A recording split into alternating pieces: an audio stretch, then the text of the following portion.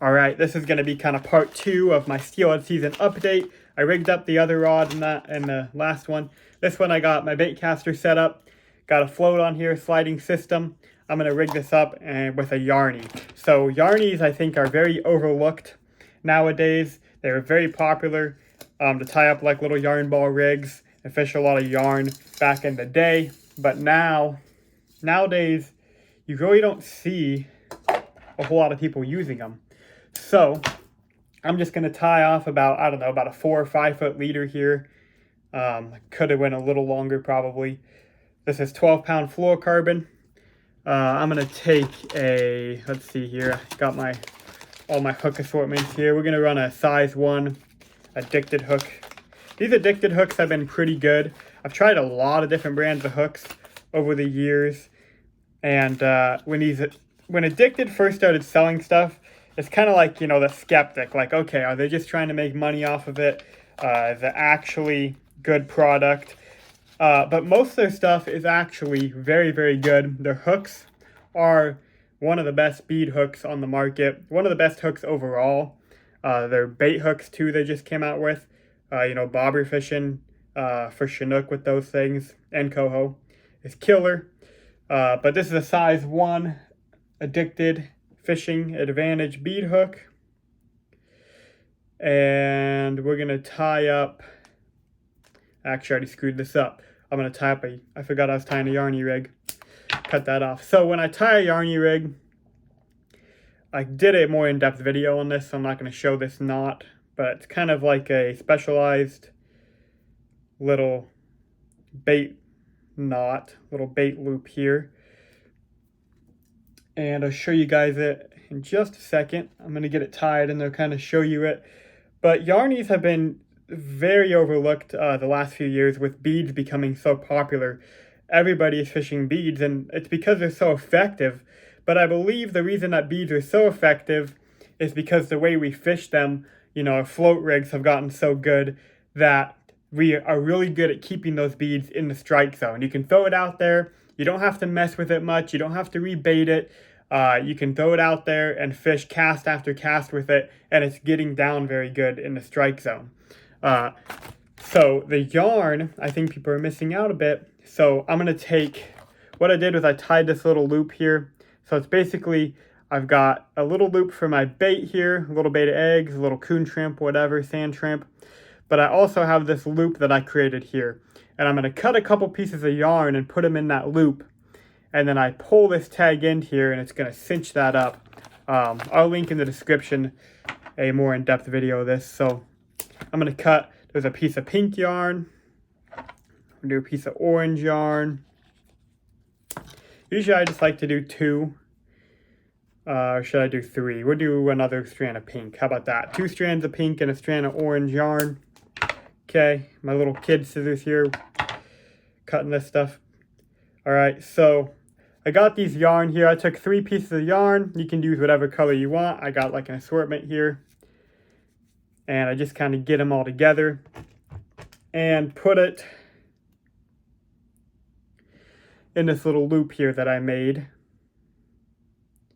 Put that in there. I'm doing this all raw, unedited. Just me after work, rigging up before a fishing trip. So got that in that loop. I'm just gonna grab this loop, pull it tight, cinch that up there pretty good. You don't want that coming out. Cinch it up there so that yarn is now locked on that loop. And it's kind of funky, kind of crazy. But now what you do is you just grab all this yarn and I kind of fold it together here. All right. Kind of pinch it all together and I start trimming it. And you waste a lot of yarn doing this, but a lot of times you can also reuse it. But I just start trimming that and you can see it kind of fluffs out and makes this kind of yarny. And the more you sit here and trim it up, the better it looks. Right? You can kind of round it off a little bit and make it more into that yarny profile that you want.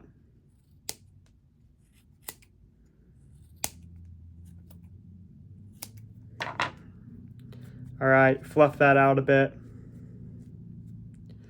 All right, that's looking pretty chaotic. We're gonna trim this down pretty small here.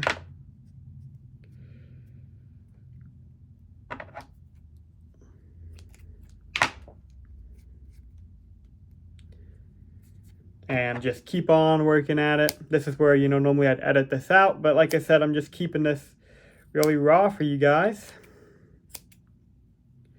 Eventually, maybe one day I'll have enough subscribers to actually do like a live and just do YouTube live and just kind of sit here and rig up and answer questions and talk to you guys and interact with you, because that's what I want on this YouTube channel. Interacting with you guys out there and helping you guys learn stuff, learn how to fish. So right there, now we have our little yarny right there. And I like to make them about the size of like a 14 mil bead. You can go as big or as small as you want. You can make them up into like a 20 millimeter range. You could go down to like a little 10 mil. But I like about a 14, maybe a 16 millimeter size yarny. And depending on the water, again, you can change that up. If it's really dirty water, you can make a big, bright one. If it's clear water, you can trim it up. And I could always trim it. I could always trim it up on the river as well. If I get out there and I go, yeah, it's just a little bit too big and bright, I could just take my scissors and I always have scissors with me on my waders. Or you could take a knife if you had to, probably, and just kind of trim at it and get it to go down. Gonna trim it up a little bit more, make it look nice and pretty. So we got a little yarny there. And I like that size 1 hook because it's enough hook. You can see that yarny gets pulled up here close to the eye. And that size 1, it's enough hook hanging back here that I can put a little piece of bait. So I still got an egg loop on here, a bait loop. I can put my piece of bait in there. And then, shrimp, whatever, shrimp, eggs, whatever I want. And I've still got enough hook in there and enough gap on that hook that I can hook those fish. I've tried doing this a couple times with some smaller hooks. When we had a low clear water, I was using the size 4 addicted hooks and was making some really small little yarnies, just little tiny things. But what I noticed was with that much yarn, even a little bit of yarn on that small hook, that yarn was getting in the way and I was missing and losing a lot of fish. Which you do not want to do. So I want to make sure I got plenty of hook on there. I kind of hide the hook a little bit. I don't want it to be obvious for the fish to see this big old hook sticking out. But I still want some gap there, some of that hook sticking out. That way I can get a good hook set, a good hook penetration in these fish. And I'm just going to tie this. This is about a 5-foot leader probably. I'm going to just tie this right to my bobber weight. So I got my inline bobber setup here. That's a 1/2 ounce setup. You could use bigger or smaller depending on the river. I'm just going to tie this right off to my swivel here. I just use the old fisherman's knot a lot of times. Wet it down a bit. Make sure that's good and tight. Clip that off. So I've got my bobber. Got about, 5 feet probably down to my yarn. And then what I'm going to do is I'm going to take some split shot and I'm just going to put a couple split shot on this leader because yarn is pretty buoyant in the water. The beads are pretty good. Even the neutral buoyant beads are pretty good at just getting down in the water column.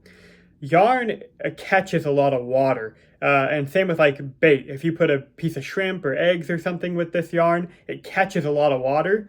So especially if you've got maybe some upwellings or some odd current, it's going to catch that and try to push that up out of the strike zone. So a couple split shot on here, and I'll adjust that depending on the water I'm fishing to really make sure I get this thing down there. You want this down there in their face. Steelhead are very bitey fish, but they can also be very picky fish. And if you're not getting your bait right in front of them, right where they can see it, and it's easy for them to hit it, then sometimes you're going to miss those fish, right? If you walk in your house and, you're sitting on a nice cozy couch and someone walks in with a cookie, but they're way on the other side of the house, you may or may not get up and go for that cookie depending on how much you want it, right? So if somebody walks in with a big fat steak, you might be like, oh, I'm hungry for a steak, and jump up a little bit quicker, right? So the presentations can kind of get their mood swinging. But also, if you were just to take that cookie and set it right on a plate in front of you, oh, here you go, here's a cookie, you're obviously going to eat it. It's presented to you right in the face, right? To whereas if it's across the house, you may or may not want to actually get up. You know, you're watching football or something, you may or may not want to get up because we're lazy Americans and get that cookie, right? But if someone, you know, goes, oh, here's the cookie, it's in your face, I mean, why not eat it? So having enough weight and split shot and making sure you're deep enough and that you're going to get in front of those fish's face, very important. But that's going to be my setup. Could also run a lot of scent on this yarn. That's why I love fishing yarn as well. It's a scent wagon. You know, we use a lot of, you know, bait and things, and we add stuff to them and call it a scent wagon. Or, you know, it holds scent really well, but yarn holds scent really, really well. You know, you can add bait to this, or you could just fish the yarn, and I could take here's some sand shrimp, you know, Procure, dump that on there, some anise, some shrimp combo, you know, whatever you want, steelhead combo, all kinds of different scents you could add, and the yarn holds it really, really well. With that being said, you do have to be careful because you don't want to put scents on there that deter fish. I think that sometimes there's some scents that will kind of deter the fish. Maybe that day they don't want that scent. Maybe they've been hooked on that before and they're kind of scared of it. So you got to be careful when you're dumping a bunch of scents on there. You don't want to mix a bunch of scents and then not remember what you have on there and maybe have something on there the fish are not wanting that day. So, you know, if I put some sand shrimp on here and I fish it for a while and I'm not getting bit, a lot of times I'll take this off and put a new yarny on because that old one was just saturated in sand shrimp, and I don't want to keep fishing that if they don't want it.